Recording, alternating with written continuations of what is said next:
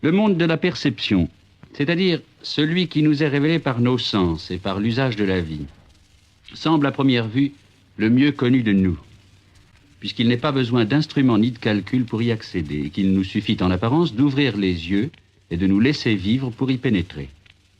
Pourtant, ce n'est là qu'une fausse apparence. Je voudrais montrer dans ces causeries qu'il est dans une large mesure ignoré de nous, tant que nous demeurons dans l'attitude pratique ou utilitaire, qu'il a fallu beaucoup de temps, d'efforts et de culture pour le mettre à nu, et que c'est un des mérites de l'art et de la pensée moderne, j'entends par là l'art et la pensée depuis 50 ou 70 ans, de nous faire redécouvrir ce monde où nous vivons, mais que nous sommes toujours tentés d'oublier.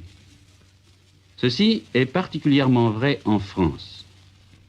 C'est un trait non seulement des philosophies françaises, mais encore de ce qu'on appelle un peu vaguement l'esprit français, de reconnaître à la science et aux connaissances scientifiques une valeur telle que toute notre expérience vécue du monde se trouve d'un seul coup dévalorisée.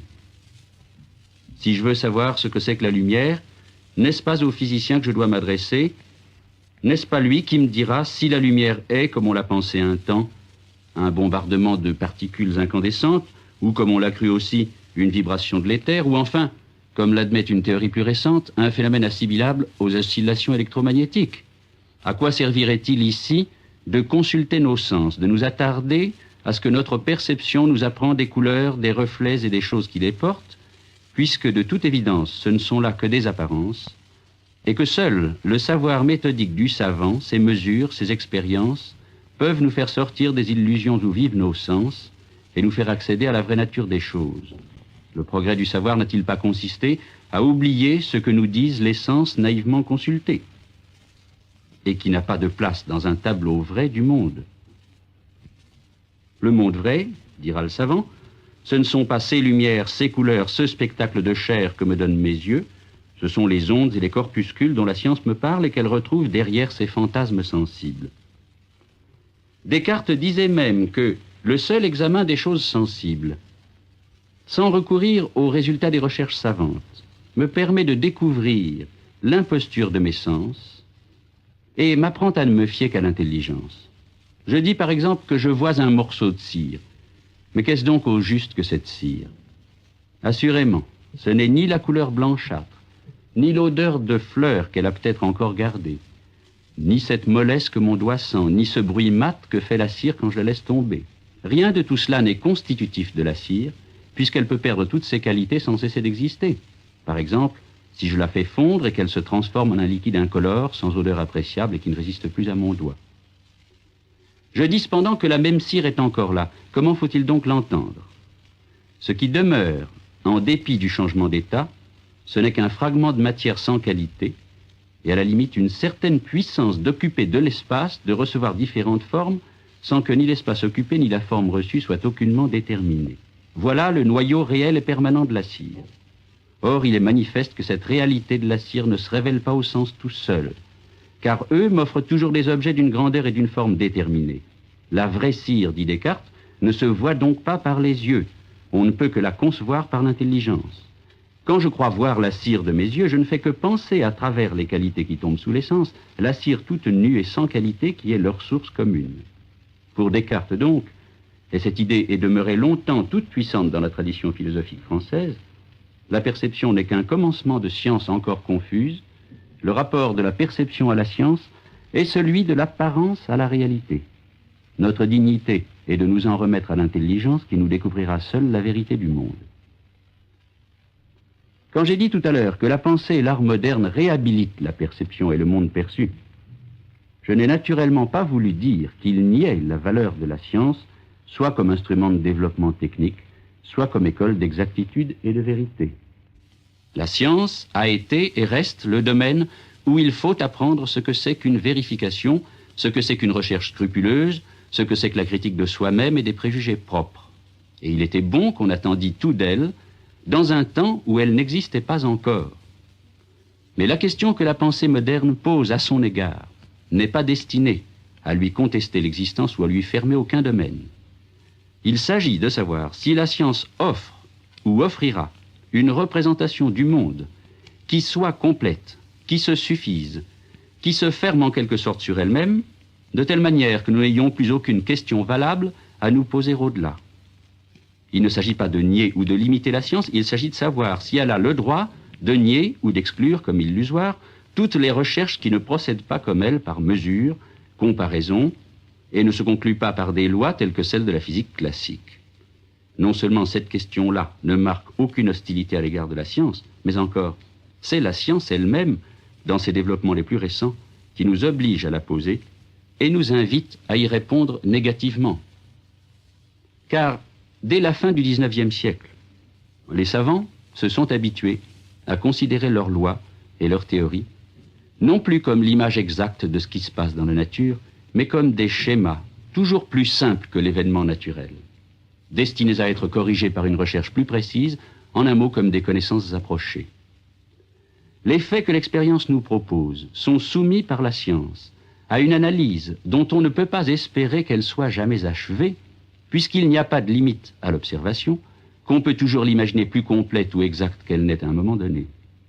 Le concret, le sensible, assignent à la science la tâche d'une élucidation interminable. Et il résulte de là qu'on ne peut le considérer à la manière classique comme une simple apparence destinée à être surmontée par l'intelligence scientifique. Le fait perçu, et d'une manière générale les événements de l'histoire du monde, ne peuvent être déduits d'un certain nombre de lois qui composeraient le visage permanent de l'univers. C'est inversement la loi qui est une expression approchée de l'événement physique et en laisse subsister l'opacité. Le savant d'aujourd'hui n'a plus, comme le savant de la période classique, l'illusion d'accéder au cœur des choses, à l'objet même. Sur ce point, la physique de la relativité confirme que l'objectivité absolue et dernière est un rêve.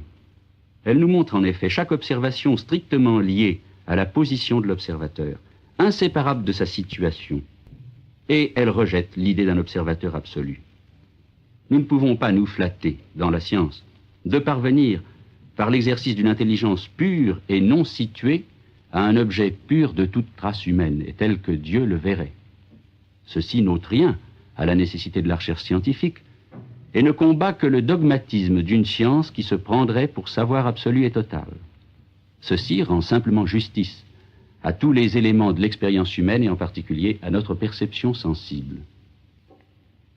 Pendant que la science et la philosophie des sciences ouvraient ainsi la porte à une exploration du monde perçu, il se trouve que la peinture, la poésie et la philosophie entraient résolument dans le domaine qui leur était ainsi reconnu et nous donnaient des choses, de l'espace, des animaux et même de l'homme vu du dehors tel qu'il apparaît dans le champ de notre perception, une vision très neuve et très caractéristique de notre temps.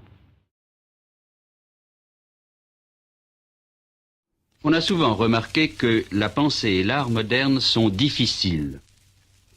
Il est plus difficile de comprendre et d'aimer Picasso que Poussin ou Chardin, Giraudoux ou Malraux que Marivaux ou Stendhal.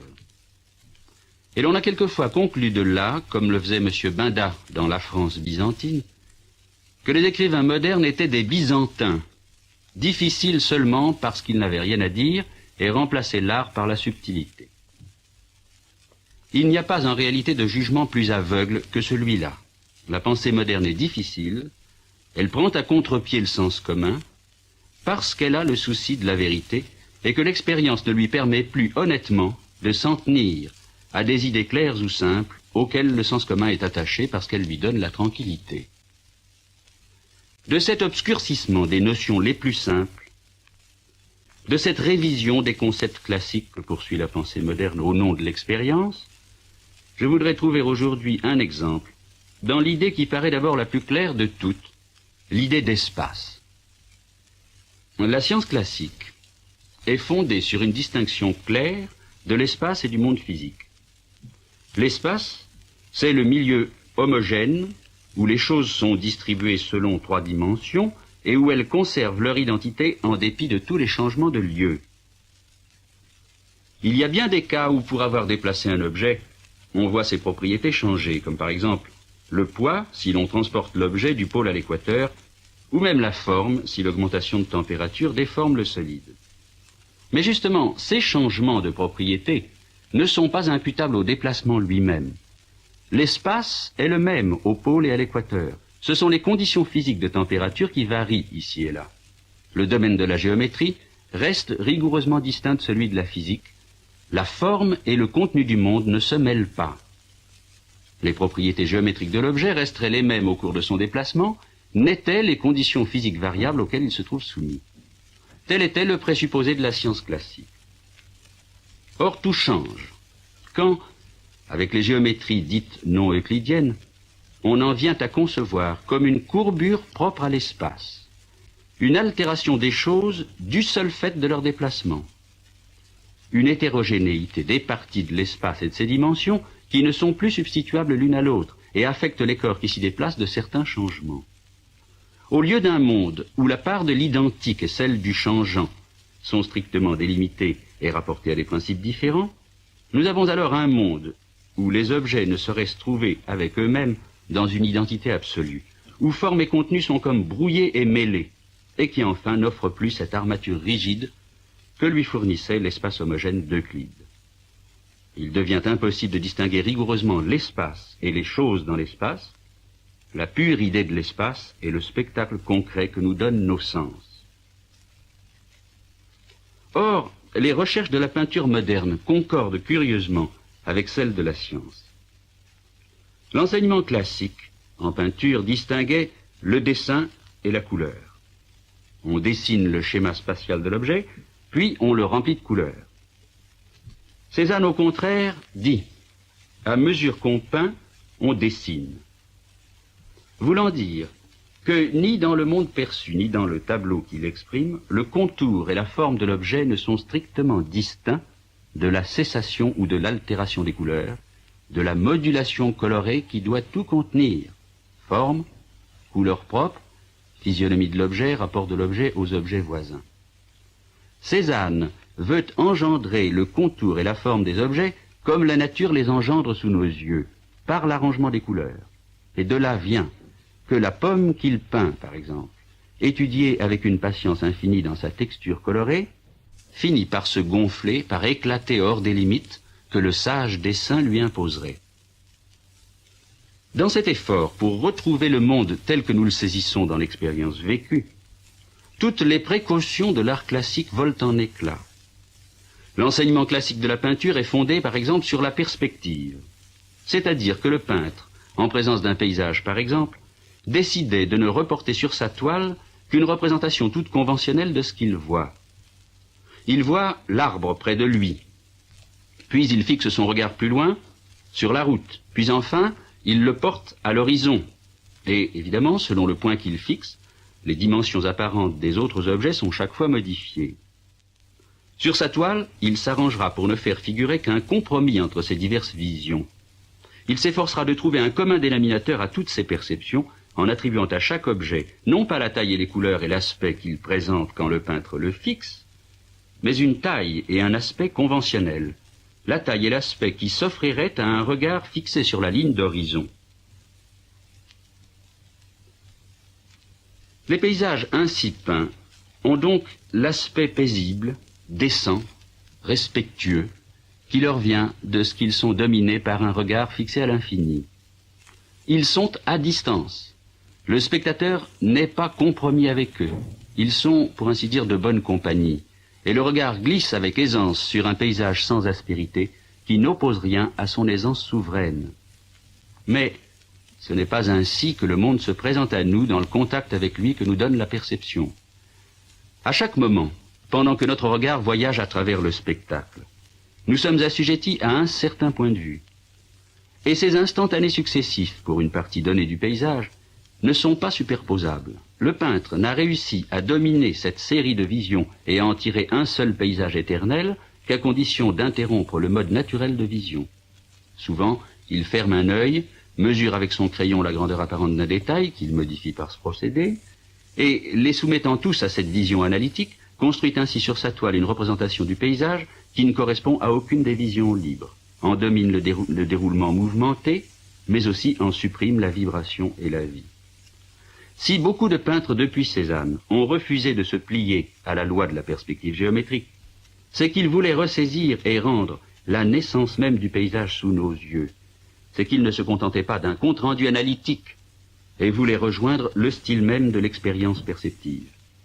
Les différentes parties de leur tableau sont donc vues de points de vue différents, donnant au spectateur inattentif l'impression d'erreur de perspective, mais donnant à ceux qui regardent attentivement le sentiment d'un monde où jamais deux objets ne sont vus simultanément, où entre des parties de l'espace s'interpose toujours la durée nécessaire pour porter notre regard de l'une à l'autre, où l'être donc n'est pas donné, mais apparaît ou transparaît à travers le temps.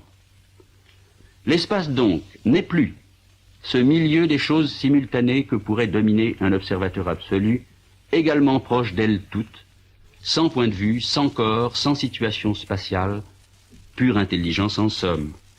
L'espace de la peinture moderne, disait dernièrement Jean Paulhan, c'est l'espace sensible au cœur, où nous sommes situés nous aussi, proches de nous, organiquement liés avec nous.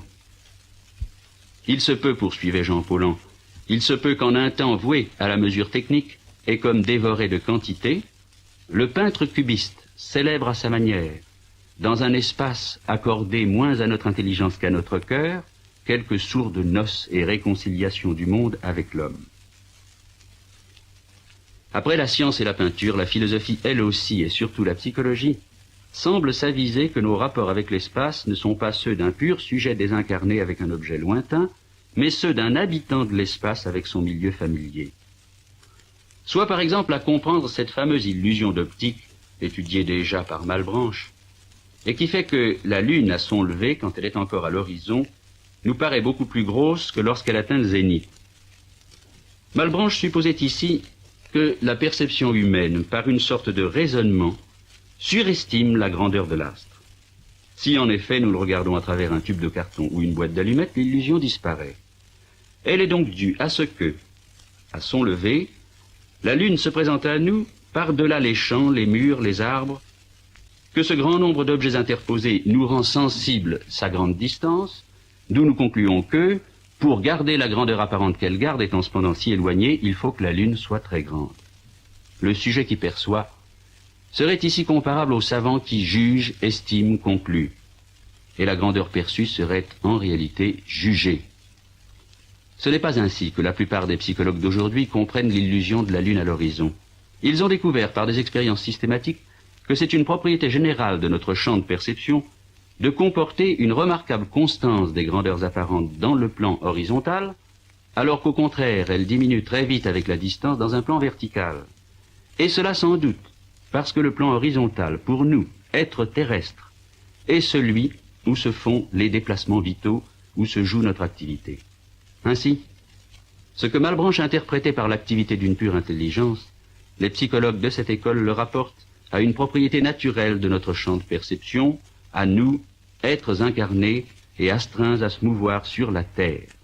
En psychologie, comme en géométrie, à l'idée d'un espace homogène offert tout entier à une intelligence sans corps se substitue l'idée d'un espace hétérogène avec des directions privilégiées qui sont en rapport avec nos particularités corporelles et avec notre situation d'être jeté dans le monde. Nous rencontrons ici pour la première fois cette idée que l'homme n'est pas un esprit et un corps, mais un esprit avec un corps, et qui n'accède à la vérité des choses que parce que son corps est comme fiché en elle.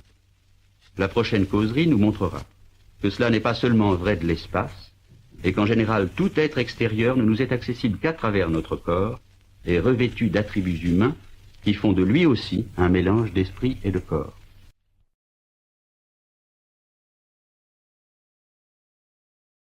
Si, après avoir examiné l'espace, nous considérons les choses qui le remplissent, et si nous interrogeons là-dessus un manuel classique de psychologie, il nous dira que la chose est un système de qualités offertes aux différents sens et réunies par un acte de synthèse intellectuelle. Par exemple, le citron est 7 formes ovales renflées aux deux bouts, plus 7 couleurs jaunes, plus ce contact frais, plus cette saveur acide, etc. Cependant, cette analyse nous laisse insatisfaits, parce que nous ne voyons pas ce qui unit chacune de ces qualités ou propriétés aux autres, et qu'il nous semble cependant que le citron possède l'unité d'un être dont toutes les qualités ne sont que différentes manifestations. L'unité de la chose demeure mystérieuse, tant qu'on considère ces différentes qualités comme autant de données qui appartiennent au monde rigoureusement distinct de la vue, de l'odorat, du toucher, etc. Mais justement, la psychologie moderne, suivant en cela les indications de Goethe, a fait observer que chacune de ces qualités, loin d'être rigoureusement isolée, possède une signification affective qui la met en correspondance avec celle des autres sens. Par exemple, comme le savent bien tous ceux qui ont eu à choisir des tapisseries pour un appartement, chaque couleur dégage une sorte d'atmosphère morale qui la rend triste ou gaie, déprimante ou tonique.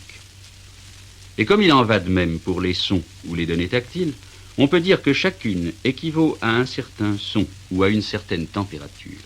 Et c'est ce qui fait que les aveugles, quand on leur décrit les couleurs, parviennent à se les représenter par l'analogie d'un son, par exemple.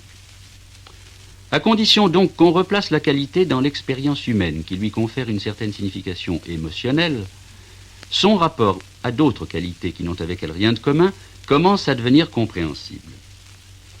Il y a même des qualités très nombreuses dans notre expérience qui n'ont presque aucun sens si l'on met à part les réactions qu'elles suscitent de la part de notre corps. Ainsi, par exemple, du mielleux. Le miel est un fluide ralenti. Il a bien quelques consistances, il se laisse saisir, mais ensuite, sournoisement, il coule des doigts et revient à lui-même. Non seulement il se défait aussitôt qu'on l'a façonné, mais encore, renversant les rôles, c'est lui qui se saisit des mains de celui qui voulait le saisir. La main vivante, exploratrice, qui croyait dominer l'objet, se trouve attirée par lui et engluée dans l'être extérieur. En un sens, écrit Sartre, c'est comme une docilité suprême du possédé, une fidélité de chien qui se donne même quand on ne veut plus de lui. Et en un autre sens, c'est sous cette docilité une sournoise appropriation du possédant par le possédé. Une qualité comme le mielleux, et c'est ce qui la rend capable de symboliser toute une conduite humaine, ne se comprend que par le débat qu'elle établit entre moi comme sujet incarné et l'objet extérieur qui en est le porteur. Il n'y a de cette qualité qu'une définition humaine. Mais ainsi considérée, chaque qualité s'ouvre sur les qualités des autres sens. Le miel est sucré. Or, le sucré, comme dit Sartre, douceur indélébile qui demeure indéfiniment dans la bouche et survit à la déglutition, le sucré est dans l'ordre des saveurs cette même présence poisseuse que le visqueux réalise dans l'ordre du toucher. Dire que le miel est visqueux et dire qu'il est sucré sont deux manières de dire la même chose, à savoir un certain rapport de la chose à nous, ou une certaine conduite qu'elle nous suggère ou nous impose, une certaine manière qu'elle a de séduire, d'attirer, de fasciner le libre sujet qui se trouve confronté avec elle. Le miel est un certain comportement du monde envers mon corps et moi. Et c'est ce qui fait que les différentes qualités qu'il possède ne sont pas simplement juxtaposées en lui, mais au contraire, identiques en tant qu'elles manifestent toutes la même manière d'être ou de se conduire dans le miel. L'unité de la chose n'est pas derrière chacune de ces qualités, elle est réaffirmée par chacune d'elles est la chose entière. Cézanne disait qu'on doit pouvoir peindre l'odeur des arbres. Dans le même sens, Sartre écrit dans L'être et le néant que chaque qualité est révélatrice de l'être de l'objet. Le jaune du citron, poursuit-il, est étendu tout à travers ses qualités, et chacune de ces qualités est étendue tout à travers chacune des autres. C'est l'acidité du citron qui est jaune, c'est le jaune du citron qui est acide.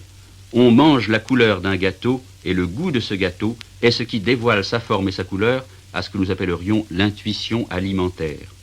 La fluidité, la tiédeur, la couleur bleuâtre, la mobilité onduleuse de l'eau d'une piscine sont données d'un coup au travers les unes des autres. Les choses ne sont donc pas devant nous de simples objets neutres que nous contemplerions. Chacune d'elles symbolise pour nous une certaine conduite, nous la rappelle, provoque de notre part des réactions favorables ou défavorables. Et c'est pourquoi les goûts d'un homme, son caractère, l'attitude qu'il a prise à l'égard du monde et de l'être extérieur, se lise dans les objets dont il choisit de s'entourer, dans les couleurs qu'il préfère, dans les lieux de promenade qu'il choisit. Claudel dit dans Connaissance de l'Est que les Chinois construisent des jardins de pierre où tout est rigoureusement sec et dénudé. Dans cette minéralisation de l'entourage, il faut lire un refus de la moiteur vitale et comme une préférence de la mort. Les objets qui hantent nos rêves sont de la même manière significatifs. Notre rapport avec les choses n'est pas un rapport distant. Chacune d'elles parle à notre corps et à notre vie. Elles sont revêtues de caractères humains. On dit qu'elles sont dociles, douces, hostiles ou résistantes. Et inversement, elles vivent en nous comme autant d'emblèmes des conduites que nous aimons ou détestons.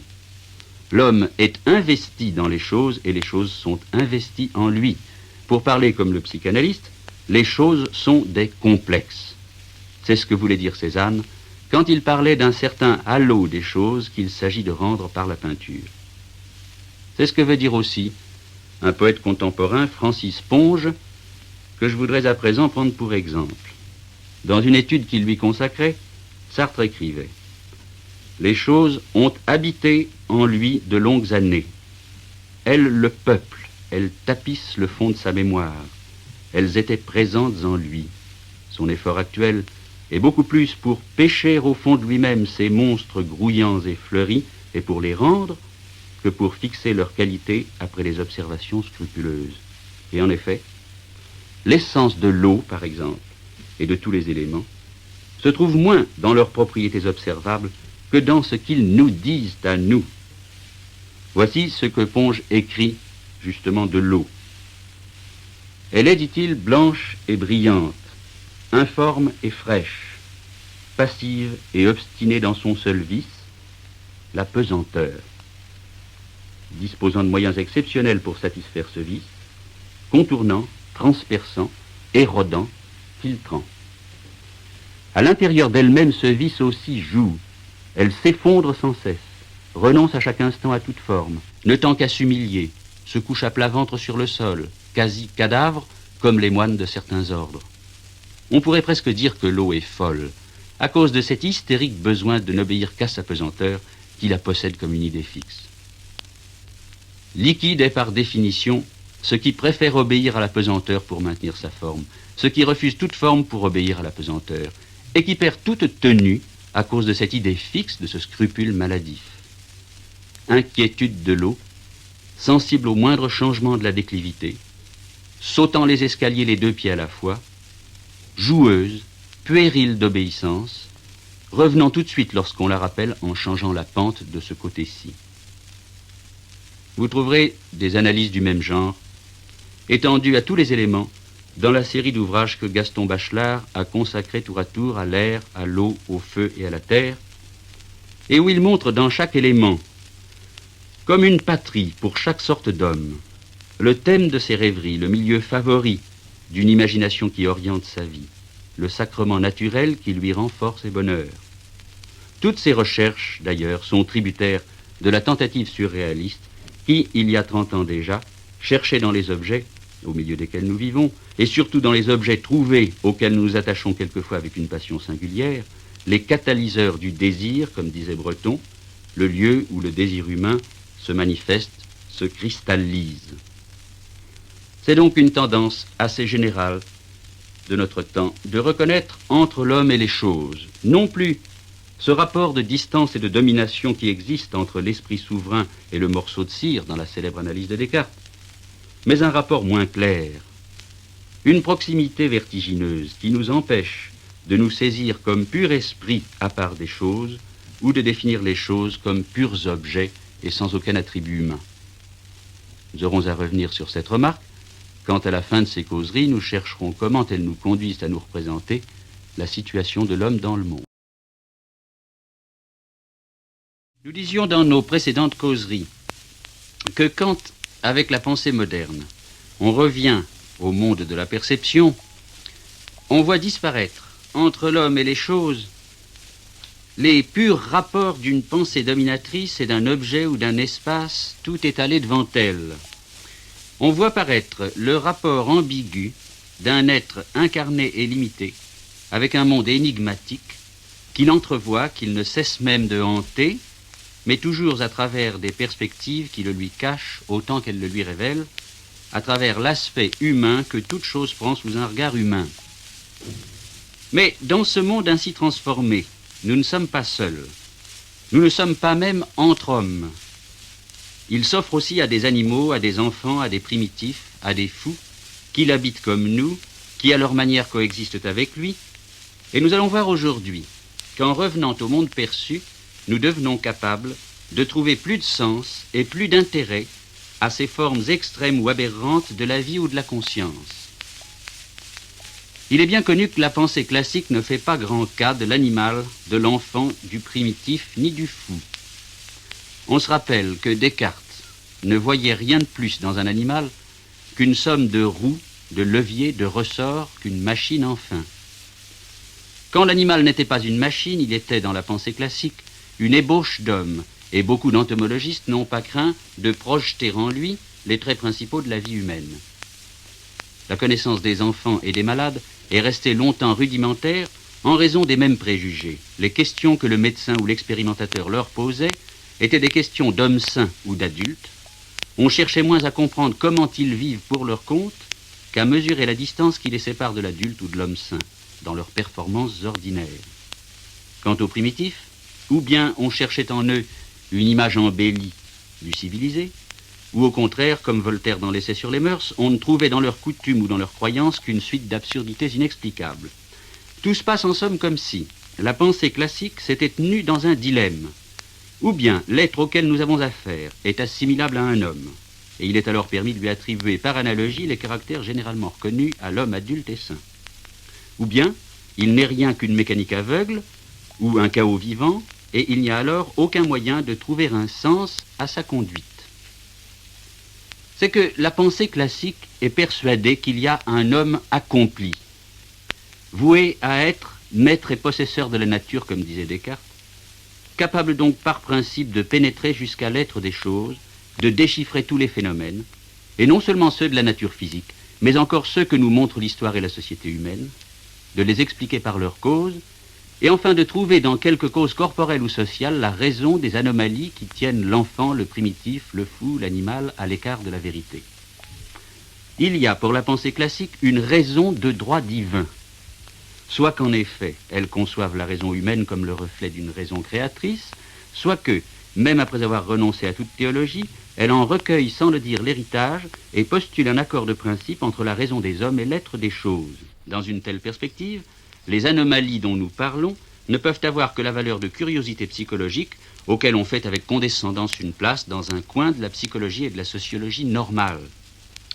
Mais c'est justement cette conviction, ou plutôt ce dogmatisme, qu'une science et une réflexion plus mûres remettent en question. Il est bien sûr que ni le monde de l'enfant, ni celui du primitif, ni celui du malade, ni à plus forte raison celui de l'animal, autant que nous puissions le reconstituer à travers sa conduite, ne constituent des systèmes cohérents, et qu'au contraire, celui de l'homme sain, adulte et civilisé, s'efforce vers cette cohérence. Mais le point essentiel est qu'il ne la possède pas, qu'elle demeure une idée ou une limite jamais atteinte en fait, et qu'en conséquence, il ne peut pas se fermer sur soi. Le normal doit se soucier de comprendre des anomalies dont il n'est jamais tout à fait exempt. Il est invité à s'examiner sans complaisance, à redécouvrir en lui-même toutes sortes de fantasmes, de rêveries, de conduites magiques, de phénomènes obscurs qui demeurent tout-puissants dans sa vie privée et publique, dans ses rapports avec les autres hommes, qui laissent même, dans sa connaissance de la nature, toutes sortes de lacunes par lesquelles s'insinue la poésie.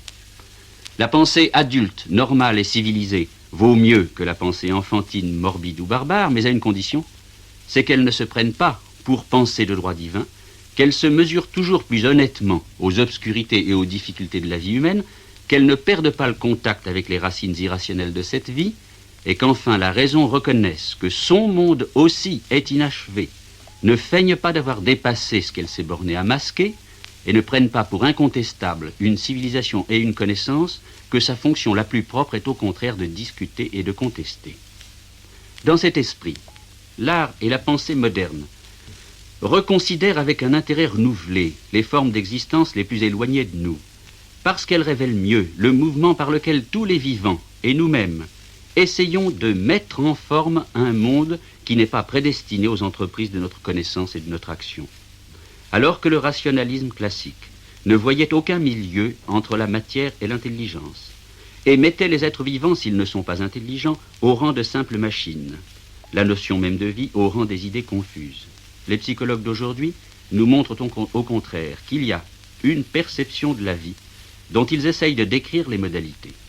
L'an dernier, par exemple, M. Michotte de Louvain, dans un intéressant travail sur la perception du mouvement, montrait que certains déplacements de traits lumineux sur un écran nous donnent irrécusablement l'impression d'un mouvement vital. Si par exemple, deux traits verticaux et parallèles s'éloignent l'un de l'autre, et qu'ensuite, pendant que le premier poursuit son mouvement, le second inverse le sien et revienne se placer par rapport au premier dans la position de départ, nous avons irrésistiblement le sentiment d'assister à un mouvement de reptation, quoique la figure exposée à nos regards ne ressemble en rien à une chenille et ne puisse en évoquer le souvenir. C'est ici la structure même du mouvement qui se laisse lire comme mouvement vital. Le déplacement des lignes observées apparaît à chaque instant comme moment d'une action globale par laquelle un certain être, dont nous entrevoyons sur l'écran le fantôme, réalise à son profit un transport spatial. Le spectateur croit voir, lors de la reptation, une matière virtuelle, une sorte de protoplasme fictif, s'écouler depuis le centre du corps jusqu'au prolongement mobile qu'il jette en avant de soi. Ainsi, le monde dans lequel nous vivons n'est pas fait seulement de choses et d'espace. Certains de ces fragments de matière que nous appelons des vivants se mettent à dessiner dans leur entourage et par leurs gestes ou leur comportement une vue des choses qui est la leur et qui nous apparaîtra si seulement nous nous prêtons au spectacle de l'animalité au lieu de lui refuser témérairement toute espèce d'intériorité. Dans des expériences déjà vieilles de 20 ans, le psychologue allemand Köhler essayait de retracer la structure de l'univers des chimpanzés. Il faisait justement remarquer que l'originalité de la vie animale ne peut pas apparaître tant qu'on lui pose, comme c'était le cas dans beaucoup d'expériences classiques, des problèmes qui ne sont pas les siens. La conduite du chien peut paraître absurde et machinale tant que le problème à résoudre pour lui est de faire fonctionner une serrure ou d'agir sur un levier, c'est-à-dire d'utiliser des instruments humains. Cela ne veut pas dire que, considéré dans sa vie spontanée et en face des questions qu'elle se pose, l'animal ne traite pas son entourage selon les lois d'une sorte de physique naïve, qu'il ne saisisse pas certains rapports et ne les utilise pas pour parvenir à certains résultats, enfin qu'il n'élabore pas les influences du milieu d'une manière caractéristique de l'espèce. Donc, l'animal est le centre d'une sorte de mise en forme du monde. Il a un comportement. Dans les tâtonnements d'une conduite peu sûre et peu capable, à vrai dire, d'acquisitions accumulées, il révèle en pleine lumière l'effort d'une existence jetée dans un monde dont elle n'a pas la clé. C'est sans doute parce qu'elle nous rappelle ainsi nos échecs et nos limites que la vie animale joue un rôle immense dans les mythes des primitifs comme dans les rêveries de notre vie cachée. L'animal nous donne cette surprise et ce choc, lui qui n'entre pas dans le monde humain et se contente de le subir, de nous montrer cependant des emblèmes de notre vie qui, ramenés ainsi au cœur de la nature originelle, perd du coup son évidence et sa suffisance. Freud a montré que la mythologie animale des primitifs est recréée dans chaque jeune enfant à chaque génération, que l'enfant se voit ses parents et les conflits où il est engagé avec eux, dans les animaux qu'il rencontre, au point que le cheval devient dans les rêves du petit Hans une puissance maléfique aussi incontestable que les animaux sacrés des primitifs. M. Bachelard, dans une étude sur Lautréamont, remarque que l'on trouve 185 noms d'animaux dans les 247 pages des Chants de Maldoror.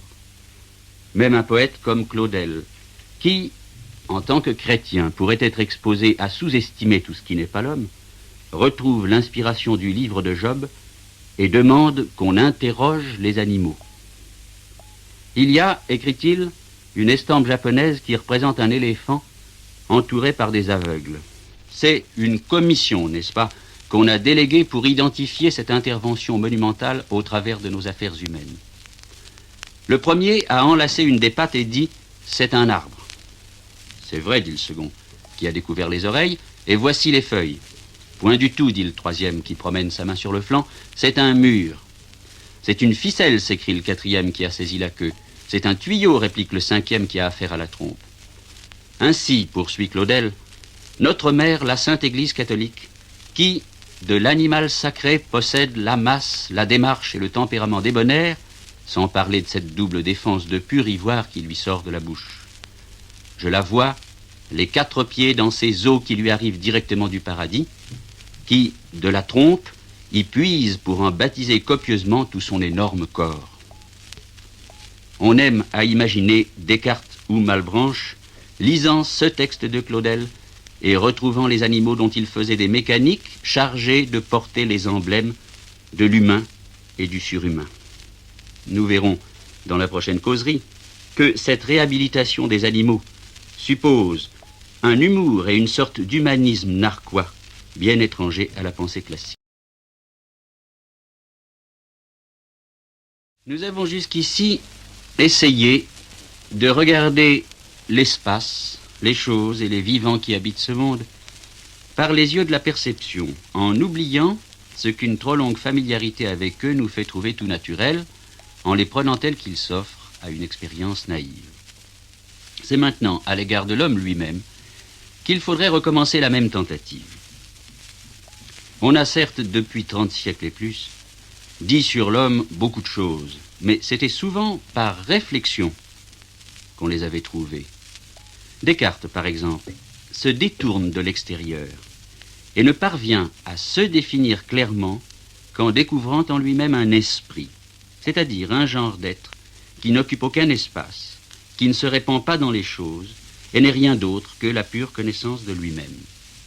On parvenait ainsi à une notion pure de l'esprit et à une notion pure de la matière ou des choses. Mais il est clair que cet esprit tout pur, je ne le trouve et pour ainsi dire ne le touche qu'en moi-même. Les autres hommes ne sont jamais pour moi pur esprit. Je ne les connais qu'à travers leurs regards, leurs gestes, leurs paroles, en un mot à travers leur corps. Je ne saurais dissocier quelqu'un de sa silhouette, de son ton, de son accent. À considérer l'homme du dehors, c'est-à-dire en autrui et tel que la perception me le donne, il est probable que je vais être amené à réexaminer certaines distinctions qui pourtant paraissent s'imposer, telles que celles de l'esprit et du corps. Supposons que je sois en présence de quelqu'un qui, pour une raison ou pour une autre, est violemment irrité contre moi. Mon interlocuteur se met en colère, et je dis qu'il exprime sa colère par des paroles violentes, des gestes, des cris. Mais où donc est cette colère? On me répondra, elle est dans l'esprit de mon interlocuteur. Ce n'est pas très clair, car enfin, cette méchanceté, cette cruauté que je lis dans les regards de mon adversaire, je ne puis les imaginer séparés de ses gestes, de ses paroles, de son corps. Tout cela ne se passe pas hors du monde et comme dans un sanctuaire reculé, derrière le corps de l'homme en colère. C'est bel et bien ici, dans cette pièce et en ce lieu de la pièce, que la colère éclate. C'est dans l'espace entre lui et moi qu'elle se déploie. La colère habite ce visage. Elle affleure à la surface de ses joues pâles ou violettes, de ses yeux injectés de sang, de cette voix sifflante. Et si, pour un instant, je quitte mon point de vue d'observateur extérieur sur la colère, si je tente de me rappeler comment elle m'apparaît à moi-même lorsque je suis en colère, je suis obligé d'avouer qu'il n'en va pas autrement. La réflexion sur ma propre colère ne me montre rien qui soit séparable ou qui puisse, pour ainsi dire, être décollé de mon corps. Quand je me rappelle ma colère contre Paul, je la trouve non pas dans mon esprit ou dans ma pensée, mais tout entière, entre moi qui vociférais et ce détestable Paul qui était tranquillement assis là et m'écoutait avec ironie. Ma colère, ce n'était rien d'autre qu'une tentative de destruction de Paul, demeurée verbale si je suis pacifique, et même demeurée courtoise si je suis poli, mais enfin, elle se passait dans l'espace commun, où nous échangions des arguments à défaut de coups, et non pas en moi. C'est seulement ensuite, réfléchissant sur ce que c'est que la colère, et remarquant qu'elle renferme une certaine évaluation négative d'autrui, que j'ai conclu, après tout, la colère est une pensée. Être en colère, c'est penser qu'autrui est détestable, et cette pensée, comme toutes les autres, ainsi que l'a montré Descartes, ne peut résider en aucun fragment de matière. Elle est donc de l'esprit. J'ai beau réfléchir ainsi, dès que je me retourne vers l'expérience même de la colère qui motive ma réflexion, je dois avouer qu'elle n'était pas hors de mon corps, qu'elle ne l'animait pas du dehors, mais qu'elle était inexplicablement avec lui. Descartes même qui avait rigoureusement distingué l'esprit du corps, a dit aussi que l'âme n'était pas seulement comme le pilote en son navire, le chef et le commandement du corps, mais plutôt qu'elle lui était très étroitement unie, tellement qu'elle souffre en lui, comme on le voit bien, quand nous disons que nous avons mal aux dents. Seulement, cette union de l'âme et du corps, si l'on peut la vivre, on ne peut guère en parler. Et, quoi qu'il en soit de notre condition de fait, même si en fait nous vivons un véritable mélange de l'esprit avec le corps, cela ne nous enlève pas, selon Descartes, le droit de distinguer absolument ce qui est uni dans notre expérience, de maintenir en principe la séparation radicale de l'esprit et du corps qui est niée par le fait de leur union. Les successeurs de Descartes devaient justement mettre en doute qu'on puisse ainsi placer à part ce qui est en fait et ce qui est en principe. Ils ont dénoncé cette sorte de compromis. Décrivant donc notre condition de fait, les psychologues d'à présent insistent sur ceci, que nous ne vivons pas d'abord dans la conscience de nous-mêmes, mais dans l'expérience d'autrui. Jamais nous ne nous sentons exister qu'après avoir déjà pris contact avec les autres. Et notre réflexion est toujours un retour à nous-mêmes, qui doit d'ailleurs beaucoup à notre fréquentation d'autrui. Un nourrisson de quelques mois est déjà fort habile à distinguer la bienveillance, la colère, la peur sur le visage d'autrui, à un moment où il ne saurait avoir appris par l'examen de son propre corps les signes physiques de ses émotions. C'est donc que le corps d'autrui, dans ses diverses gesticulations, lui apparaît investi d'emblée d'une signification émotionnelle. C'est donc qu'il apprend à connaître l'esprit tout autant comme comportement visible que dans l'intimité de son propre esprit. Et l'adulte, à son tour, découvre dans sa propre vie ce que sa culture, l'enseignement, les livres, la tradition lui ont appris à y voir. Le contact de nous-mêmes avec nous-mêmes se fait toujours à travers une culture, au moins à travers un langage que nous avons reçu du dehors. Si bien qu'enfin, le pur soi, l'esprit sans corps, sans instrument et sans histoire, s'il est bien comme une instance critique que nous opposons à la pure et simple intrusion des idées qui nous sont suggérées par le milieu, ne s'accomplit que par l'instrument du langage et en participant à la vie du monde.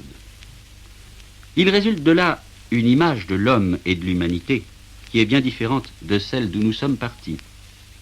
L'humanité n'est pas une somme d'individus, une communauté de penseurs dont chacun, dans sa solitude, soit assuré d'avance de s'entendre avec les autres parce qu'ils participeraient tous de la même essence pensante. Elle n'est pas davantage, bien entendu, un grand être où la pluralité des individus serait fondue et destinée à se résorber. Elle est par principe en porte-à-faux. Chacun ne peut croire qu'à ce qu'il reconnaît pour vrai intérieurement. Et en même temps, chacun ne pense et ne se décide que déjà pris dans des rapports avec autrui qui l'orientent de préférence vers telle espèce d'opinion. Chacun est seul et personne ne peut se passer des autres, non seulement pour son utilité qui n'est pas ici en cause, mais pour son bonheur. Il n'y a pas de vie à plusieurs qui nous délivre de la charge de nous-mêmes et nous dispense d'avoir un avis. Et il n'y a pas de vie intérieure qui ne soit comme un premier essai de nos relations avec autrui.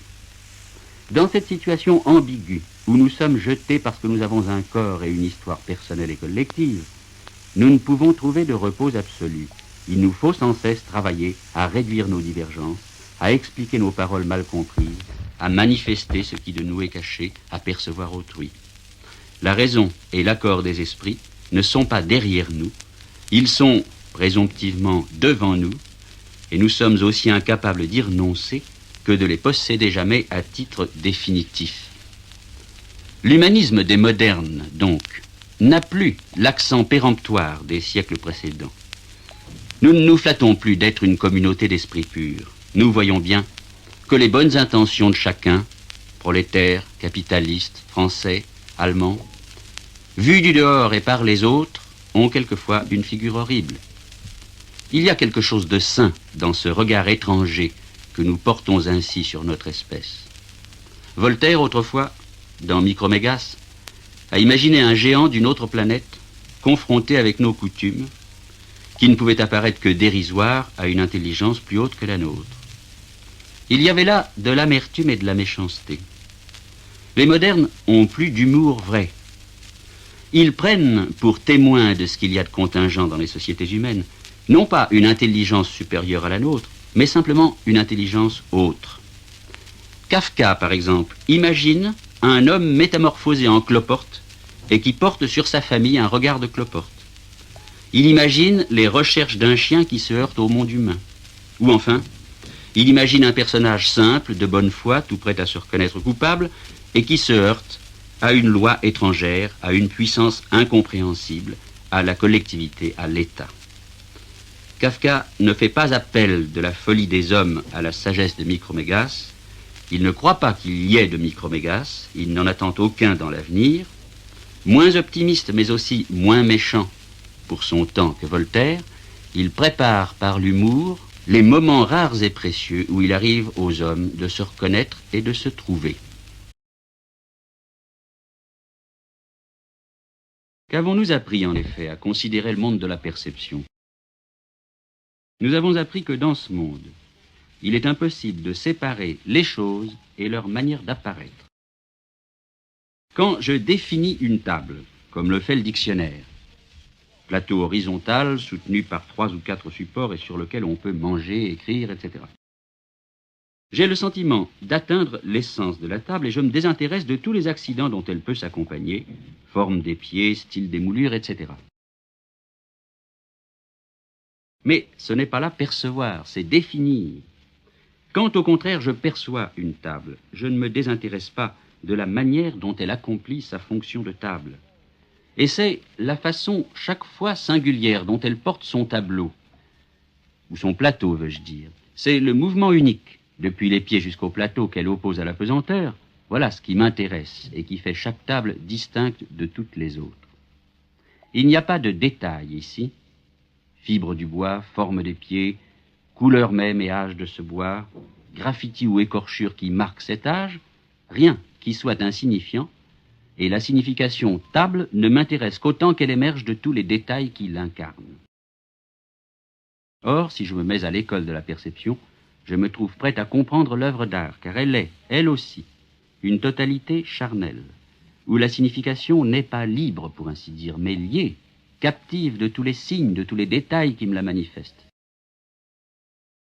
De sorte que, comme la chose perçue, l'œuvre d'art se voit ou s'entend, et qu'aucune définition, aucune analyse, si précieuse qu'elle puisse être après coup à titre d'inventaire, ne saurait remplacer l'expérience perceptive et directe que j'en prends. Cela n'est pas si évident d'abord, car enfin, la plupart du temps, un tableau représente, comme on dit, des objets. Souvent, un portrait représente quelqu'un dont le peintre nous donne le nom. Après tout, pourrait-on dire, la peinture n'est-elle pas comparable à ces flèches indicatrices dans les gares qui n'ont d'autre fonction que de nous diriger vers la sortie ou vers le quai? Ou encore à ces photographies exactes qui nous permettent d'examiner l'objet en son absence et en retiennent tout l'essentiel. Si c'était vrai, le but de la peinture serait le trompe-l'œil, et sa signification serait toute hors du tableau, dans les choses qu'il représente, dans le sujet. Mais c'est précisément contre cette conception que toute peinture valable s'est constituée et que les peintres luttent très consciemment depuis 100 ans au moins. D'après Joachim Gasquet, Cézanne disait que le peintre saisit un fragment de nature et le rend peinture absolument. Il y a 30 ans, Braque écrivait plus clairement encore que la peinture ne cherche pas à reconstituer un fait anecdotique, mais à constituer un fait pictural. La peinture n'est pas une imitation du monde, mais un monde pour soi. Et cela veut dire que dans l'expérience d'un tableau, il n'y a aucun renvoi à la chose naturelle. Dans l'expérience esthétique du portrait, aucune mention de sa ressemblance au modèle réel. Ceux qui commandent des portraits les veulent souvent ressemblants, mais c'est qu'ils ont plus de gloriole que d'amour de la peinture.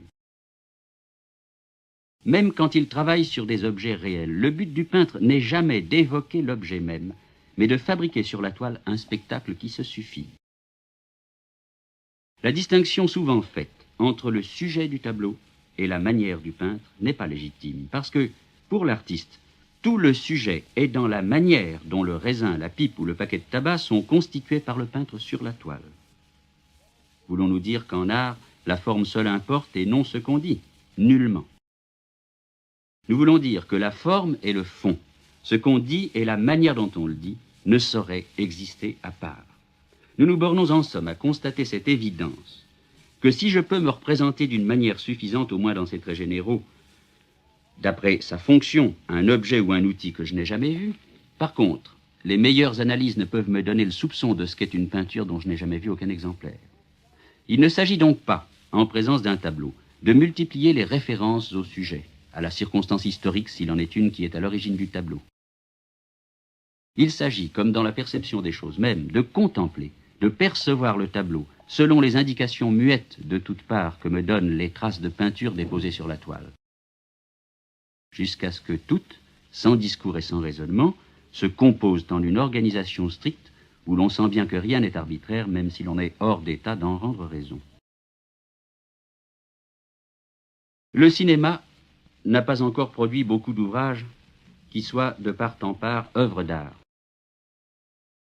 L'engouement pour les vedettes, le sensationnel des changements de plan ou des péripéties, l'intervention des belles photographies ou celle d'un dialogue spirituel sont pour le film autant de tentations où il risque de s'engluer. Il trouve alors le succès en omettant les moyens d'expression les plus propres au cinéma. Malgré toutes ces circonstances qui font qu'on n'a guère vu jusqu'ici de film qui soit pleinement film, on peut entrevoir ce que serait un tel ouvrage, et l'on va voir que comme toute œuvre d'art, il serait encore quelque chose que l'on perçoit. Car ce qui peut constituer la beauté cinématographique, ce n'est ni l'histoire en elle-même, que la prose raconterait très bien, ni, à plus forte raison, les idées qu'elle peut suggérer, ni enfin ses tics, ses manies, ses procédés par lesquels un metteur en scène se fait reconnaître et qui n'ont pas plus d'importance décisive que les mots favoris d'un écrivain. Ce qui compte, c'est le choix des épisodes représentés et, dans chacun d'eux, le choix des vues que l'on fera figurer dans le film, la longueur donnée respectivement à chacun de ces éléments, l'ordre dans lequel on choisit de les présenter, le son ou les paroles dont on décide ou non de les accompagner. Tout cela constituant un certain rythme cinématographique global. Quand notre expérience du cinéma sera plus longue, on pourra élaborer une sorte de logique du cinéma, ou même de grammaire et de stylistique du cinéma, qui nous indiqueront, d'après l'expérience des ouvrages faits, la valeur à donner à chaque élément dans une structure d'ensemble typique pour qu'il s'y insère sans heurts. Mais, comme toutes les règles en matière d'art, celles-ci ne serviront jamais qu'à expliciter les rapports déjà existants dans les œuvres réussies ou à en inspirer d'honnêtes. Alors, comme maintenant, les créateurs auront toujours à trouver sans guide des ensembles nouveaux. Alors, comme maintenant, le spectateur éprouvera, sans en former une idée claire, l'unité et la nécessité du développement temporel dans une œuvre belle. Alors, comme maintenant, l'ouvrage laissera dans son esprit non pas une somme de recettes, mais une image rayonnante, un rythme. Alors, comme maintenant, l'expérience cinématographique sera perception. La musique nous fournirait un exemple trop facile, et auquel, pour cette raison même, nous ne voulons pas nous arrêter. Impossible ici, de toute évidence, d'imaginer que l'art renvoie à autre chose que lui-même. La musique à programme, qui nous décrit un orage ou même une tristesse, est l'exception. Ici, nous sommes incontestablement en présence d'un art qui ne parle pas. Et cependant, il s'en faut bien qu'une musique ne soit qu'un agrégat de sensations sonores. À travers les sons, nous voyons apparaître une phrase, et de phrase en phrase un ensemble, et enfin, comme disait Proust, le monde d'un musicien, qui est lui-même, dans le grand monde de la musique possible, la région Debussy ou le royaume Bach. Rien à faire ici que d'écouter, sans retour sur nous-mêmes, nos souvenirs, nos sentiments, comme la perception regarde les choses mêmes sans y mêler nos rêves. On peut enfin dire quelque chose d'analogue de la littérature, quoique cela ait été souvent contesté, parce que la littérature emploie les mots qui sont aussi faits pour signifier les choses naturelles. Il y a longtemps déjà que Mallarmé a distingué l'usage poétique du langage du bavardage quotidien. Le bavard ne nomme les choses que juste assez pour les indiquer brièvement, pour signifier de quoi il s'agit. Au contraire, le poète, selon Mallarmé, remplace la désignation commune des choses, qui les donne comme bien connues, par un genre d'expression qui nous décrit la structure essentielle de la chose sans nous donner son nom. et nous force ainsi à entrer en elle. On trouve chez Mallarmé la conscience la plus nette de la poésie comme entièrement portée par le langage, sans référence directe au monde même, ni à la vérité prosaïque, ni à la raison, par conséquent comme une création de la parole qui ne saurait être complètement traduite en idée. Et comme la poésie, ainsi que le diront plus tard Henri Brémond et Valéry, n'est pas d'abord significative d'idées ou signifiante, Mallarmé et plus tard Valéry refusent d'approuver ou de désapprouver tout commentaire prosaïque de leur poème. Dans le poème, comme dans une chose perçue, on ne peut séparer le fond et la forme, ce qui est présenté et la manière dont il se présente au regard. Des auteurs comme Maurice Blanchot aujourd'hui se demandent s'il ne faudrait pas étendre au roman et à la littérature en général ce que Mallarmé disait de la poésie. Un roman réussi existe non comme somme d'idées ou de thèses, mais à la manière d'une chose sensible et d'une chose en mouvement qu'il s'agit de percevoir dans son développement temporel, dont il s'agit d'épouser le rythme, et qui laisse dans le souvenir, plutôt qu'un ensemble d'idées, l'emblème et le monogramme sensible de ces idées. Si ces remarques sont justes, et s'il est vrai que l'œuvre d'art se perçoit, une philosophie de la perception se trouve délivrée de malentendus qu'on pourrait lui opposer comme des objections. Le monde perçu, ce n'est pas seulement l'ensemble des choses naturelles, c'est aussi les tableaux, les musiques, les livres, tout ce que les philosophes allemands appellent monde culturel. Loin que, en nous enfonçant dans le monde perçu, nous ayons rétréci notre horizon, loin que nous nous soyons limités aux cailloux ou à l'eau, nous avons retrouvé le moyen de contempler dans leur autonomie et dans leur richesse originelle les ouvrages de l'art, de la parole et de la culture.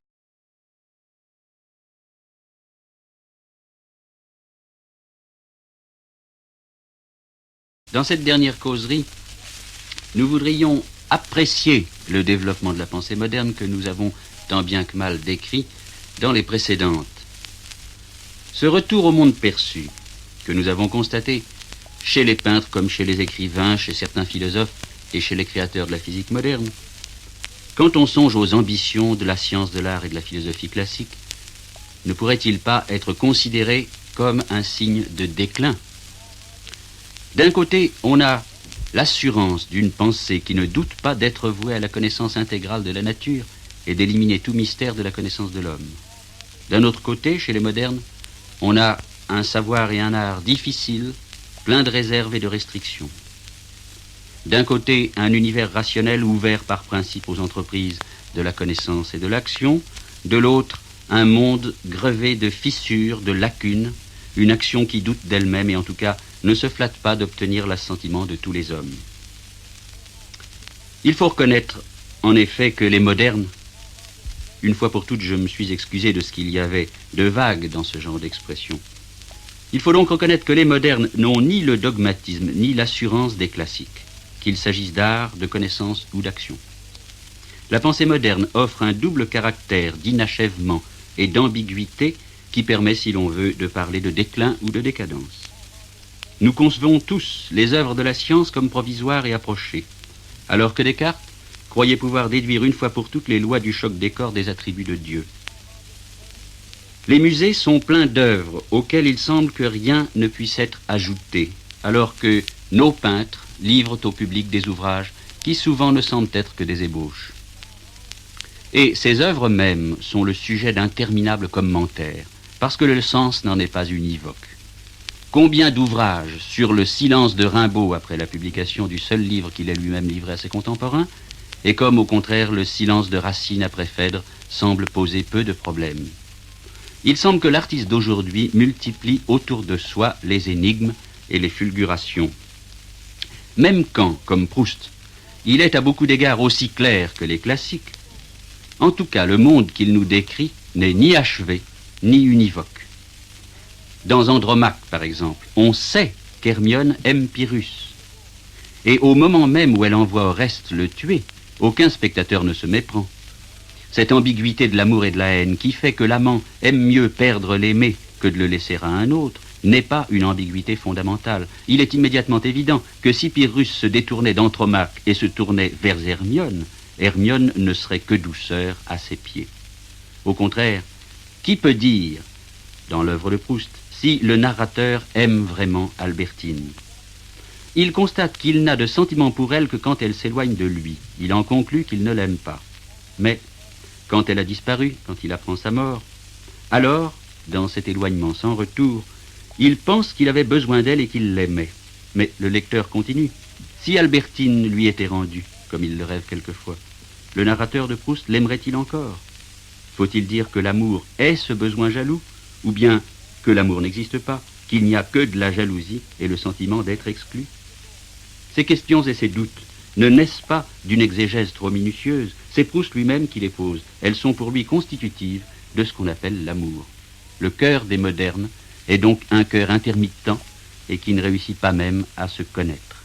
L'homme et le monde sont comme des ouvrages sans conclusion et dont on ne sait pas s'ils en comporteront jamais une. Si nous quittions la région de la connaissance pour considérer celle de la vie et de l'action, nous trouverions les hommes modernes aux prises avec les mêmes ambiguïtés. Il n'est pas un mot de notre vocabulaire politique qui n'ait servi à désigner les réalités les plus différentes, ou même les plus opposées. Liberté, socialisme, démocratie, reconstruction, renaissance, unité syndicale. Ces mots ont été revendiqués par les partis les plus différents. Et cela, non par la ruse de leur chef. La ruse est dans les choses mêmes. Il est vrai, en un sens, qu'il n'y a, en Amérique, aucune sympathie pour le socialisme, et que si le socialisme est ou implique un changement radical des rapports de propriété, il n'a aucune chance de s'instaurer à l'ombre de l'Amérique, et peut, au contraire, sous certaines conditions, trouver appui du côté soviétique. Mais il est vrai aussi que le régime économique et social de l'URSS, avec sa différenciation sociale accusée, sa main-d'œuvre concentrationnaire, n'est pas et ne saurait devenir de soi ce qu'on a toujours appelé un régime socialiste. Et il est vrai enfin qu'un socialisme qui ne s'étendrait pas hors des frontières nationales serait par là même destitué de sa signification humaine. Nous sommes vraiment dans ce que Hegel appelait une situation diplomatique, c'est-à-dire une situation où les mots veulent dire deux choses au moins, et où les choses ne se laissent pas nommer d'un seul mot.